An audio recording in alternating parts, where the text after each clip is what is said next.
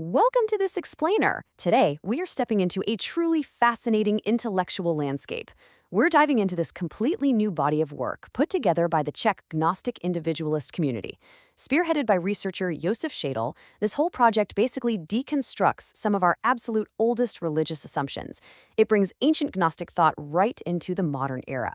And, it challenges us to look at the dark side of traditional orthodoxy right alongside the profound emancipation offered by Gnosis. Let's get right into it.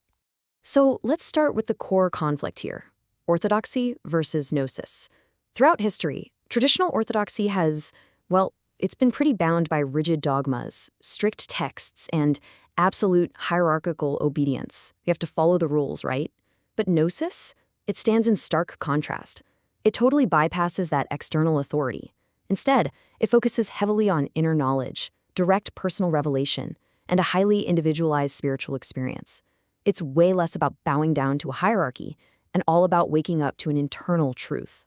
Now, just to be clear, we are just talking about dusty ancient history here. The researchers use a very precise academic term for this movement, and that is neo-Gnosticism. So what does that mean? It's essentially a modern framework that actively updates these ancient ideas for our contemporary world. But crucially, it doesn't reject rationality. Actually, scratch that. It goes a step further and places a massive emphasis on empirical science and logical arguments. It's a fascinating worldview where spiritual revelation and scientific logic can actually stand side by side. Here is our roadmap for today's explainer. 1. Modern face of ancient gnosis. 2. God without holy texts. 3. Combining faith and logic. 4. Shocking extremes of modern cults. 5. Fall and salvation of Sophia. And finally, 6. Cure for cosmic amnesia. Let's kick things off with Section 1. Modern face of ancient gnosis.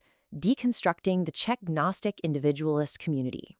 Moving right along to Section 2. God without holy texts, the epistemology of true divinity. The absolute crucial point here is captured perfectly in this incredibly striking quote from their textbook. It reads, "The true Gnostic, only true good God, does not write any holy texts. Each person receives a unique message." Just pause for a second and think about the theological weight of that statement. By defining the total absence of a dogmatic text as a primary attribute of true divinity, this really becomes a massive declaration of absolute religious freedom. It completely, 100% removes the middleman between the individual and the divine. And this theology directly informs their ethics. Because there's this absolute religious freedom and a total rejection of forced theocracies, the ethical outcome just naturally blossoms into strict pacifism. The text literally mandates that we never harm anyone by thought, word, or deed, and insists that our neighbor is everyone. Think about it. When you remove the dogmatic authority that history has so often used to justify violence, you're left with a philosophy where absolute freedom demands zero harm to others. It's really profound. Okay, on to Section 3, combining faith and scientific logic, the dualistic worldview. So this builds a completely different, dualistic understanding of reality. On one side of the coin, you have the unknown transcendent God. Think of this as a pure, supreme entity existing far, far above anything visible or perceptible in our universe. But then, on the other side is the demiurge. In this worldview, the material world we actually live in isn't some beautiful, divine gift from the highest God. Rather, it's viewed as the flawed, broken creation of this lower, ignorant, or maybe even evil being called the demiurge.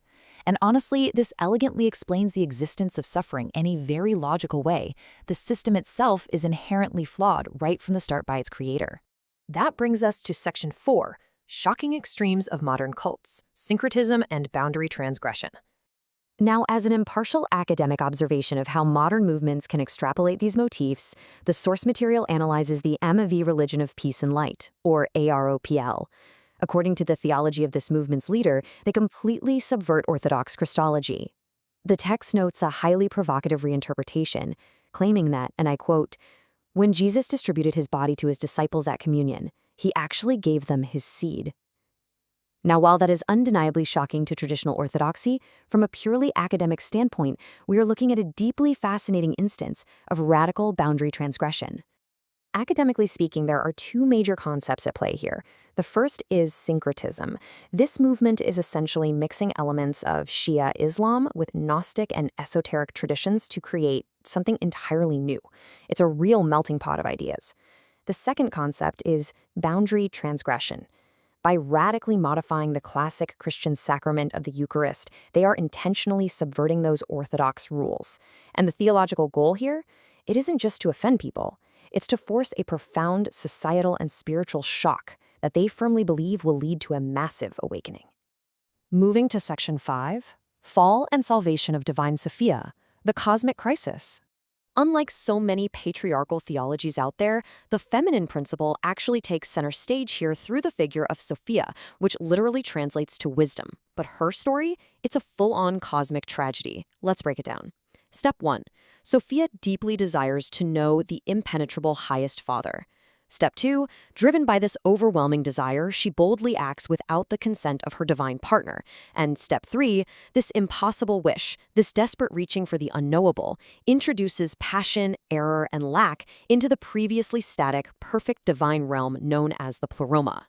This single, tragic act of desire is the catalyst that ultimately forces our flawed cosmos into existence.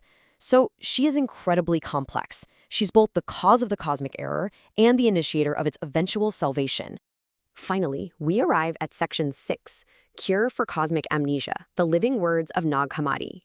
The absolute literary climax of the Czech Gnostic community's work is their translation of the Nag Hammadi Gnostic Bible.